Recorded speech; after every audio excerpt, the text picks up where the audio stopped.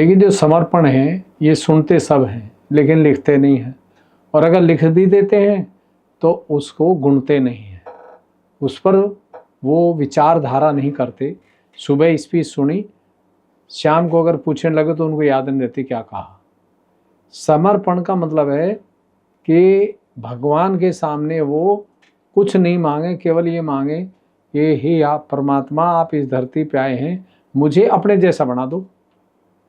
और जो वो बोलते हैं, जो चीज़ पर वो ये जोर देते हैं कि ये चीज़ छोड़ो, ये गलत है, उसको विवेक से छोड़ना चाहिए, सुबुद्धि से उसे समझना चाहिए।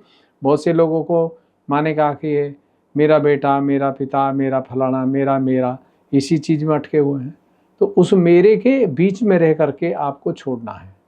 मतलब उनका अटैचमेंट आपसे नहीं होना चाहिए और आपका अटैचमेंट उनसे नहीं होना चाहिए। कि आर्टिफिशियल समाज को दिखाने के लिए हमें उनके साथ रहना है और उनसे अटकना भी नहीं है कि हम उनके बारे में ज़्यादा ही अटकें, बहस करें कि नहीं मैं तो छोड़ रहा हूँ, ये कर रहा हूँ। उससे वो लोग जो है ना एकदम अटेंशन में आ जाते हैं। तो समर्पण का मतलब है कि जो भी मेरे भगवान ने, मेरे गुरु ने बोला है उस पर मैं आमादा हूँ, मुझे और कुछ नहीं चाहिए। जब आपके पास ये शब्द आ जाएगा, मुझे और कुछ नहीं चाहिए, मेरी बीमारी ठीक हो या ना हो, परिवार ठीक रहे या ना रहे, लेकिन भगवान मुझे अपनी शरण में रखना, मैं शरणागत हूँ, मैं शरणागत हूँ, इसको समर्पण बोलते हैं। अगर आपके पास कोई रोटी के लिए मुसीबत है तो आप उसे स्वीकार कीजिए। किसी को बताइए कि मुझे रोटी की दिक्कत है, या 4 पैसे किसी का कर्ज हो गया है, तो परमात्मा से कहिए कि क्योंकि सृष्टि के रचयिता वो हैं।